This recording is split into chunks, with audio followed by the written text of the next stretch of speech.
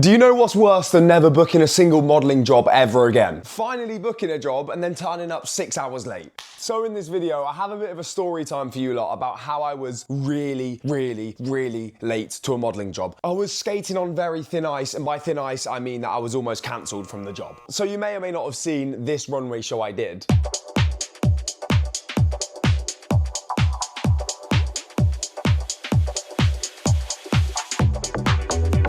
And yes, everything might look all hunky-dory, like I'm strutting my stuff with not a care in the world, but when I tell you the journey to the runway was treacherous, it was bloody treacherous. So let me set the scene. It's June 2024. I'm on week 4 out of 6 of living in Milan, and things are going great. Like, I've worked for Alexander McQueen, Jill Sander, the whole shebang. Well, the whole shebang, that's 2 brands. Things are great. My agency's loving me. Well, until this happened. So I go to a casting for a show, don't hear anything for about 2 weeks. And then 3 days before show day, I get a message. And the message reads, "Ciao amici, I want to inform you that this Sunday you will go to Florence for Polimoda." Polimoda is like a university in Italy that is like the fashion university. Then my agent follows up with the details. She says, at 6:00 on Sunday, there will be a bus who brings all the models from Milan Centrale to Florence. Now, the show isn't on Sunday, but we're traveling to Florence on Sunday. So I thought 6 o'clock, it'll be 6 p.m. because you're gonna get to Florence, go to sleep, and then do the show on Monday. Most definitely should have confirmed this, but obviously at this point I was feeling really cocky because I was booking every single job under the sun, so I didn't. Then, a day later, so this is 1 day before I'm meant to travel, my agent sends me my train ticket. I click on my train ticket and it says Milan Centrale, 6:40, arrive in Florence at 8:35. Now, Saturday night, I'm relaxing. It's day before I'm meant to travel. I'm just chilling. And also, bear in mind, on Sunday, my best friend was arriving to Milan because he was there for Fashion Week. So I agreed to meet him at 5 p.m. on Sunday because I thought, oh, I'll meet him at 5 p.m. My train's at 6 p.m. Happy days. Now, Saturday night, I get into bed, start watching YouTube, and I don't go to sleep until around 3 a.m. I hadn't packed a single thing and like I wasn't ready, but obviously I had the whole day to get ready. And also, I didn't set an alarm. Well, you know when you have that feeling in your body like, oh shit, I should be awake right now. Well, at about 6:45, I randomly woke up, bearing in mind I went to sleep at 3. That's like 3 hours and 45 minutes of sleep. I normally wouldn't wake up then at all. I randomly wake up and I just turn to check my phone and see the time. Holy shit, holy shit, holy shit. There is an unlimited amount of missed calls from unlimited amount of numbers. My heart skipped a beat. My heart skipped a beat.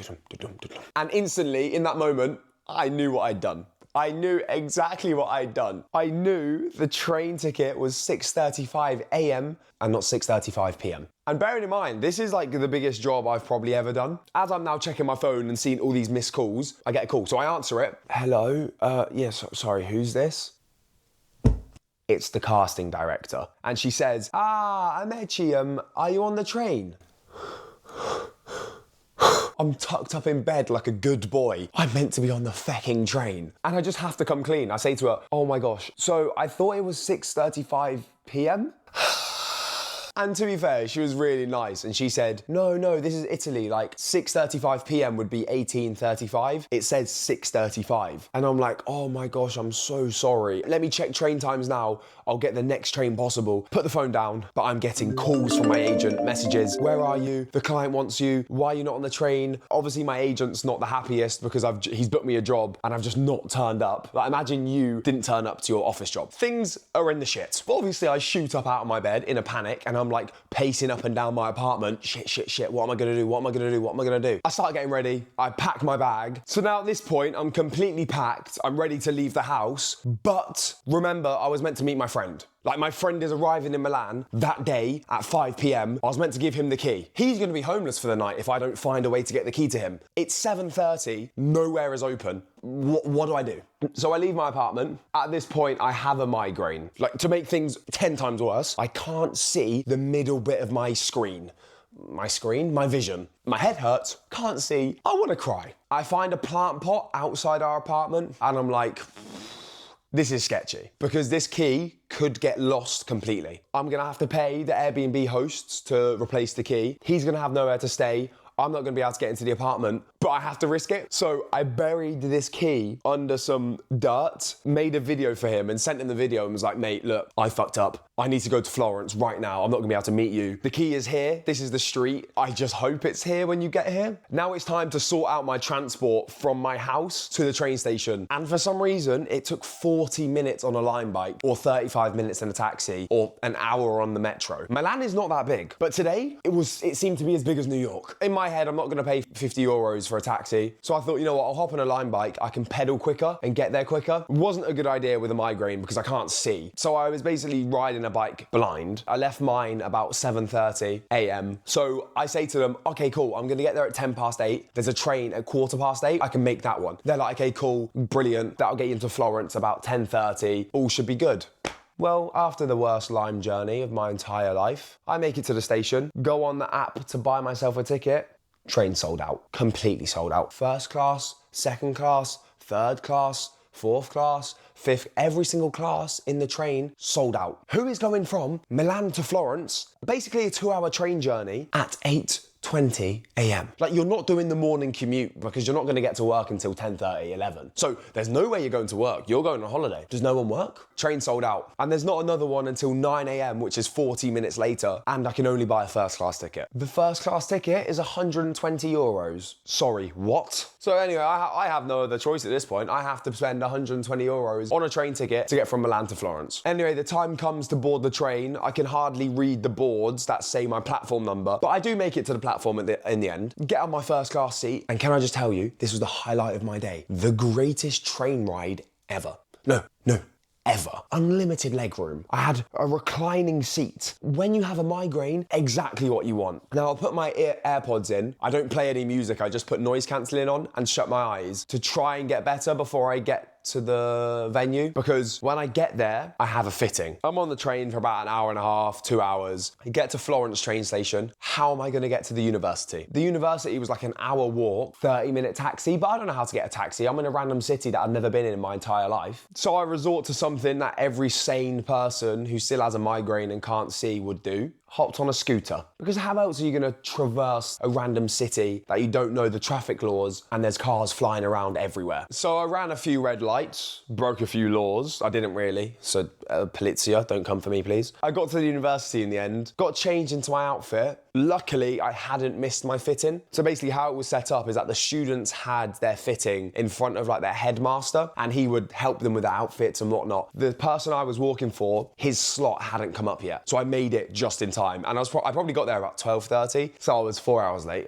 Fucking hell. So I'm in my outfit, feeling the worst I've ever felt in 21 years of my existence. Because even though at this point my migraine had gone and like I could see, I get like migraine hangovers. Hours after my migraine has gone, I still feel like crap. I still feel really like wheezy, nauseous, lightheaded, like weak and like frail and yeah, premature baby. We walk in front of the headmaster, he makes a few different alterations, and then my day's done. However, I don't know it's done, so I stay in the university for another 4 or 5 hours, waiting around thinking I might be needed. And I was so oblivious to everything that I didn't realise people in my group had left at this point. They'd gone home. They went home after the fitting. So they went home about 1:30. I stayed until 6 p.m. So then when I finally ask, like, oh, can I go? Is it all right if I go? They say, like, oh yeah, of course. You could have gone ages ago. And I was like, oh, fuck. I make my way to my hotel. It's like a 10-minute walk. It's 30 degrees. I feel like crap. I'm sweaty, sticky, hungry. I just want to go to sleep. I'm so over it. So over it. So I get to my hotel, get to the front desk, tell them my name. They're like, oh yeah, you're room 401. Head up to the 4th floor, open my room, and I'm like, oh wow, this is a beautiful room.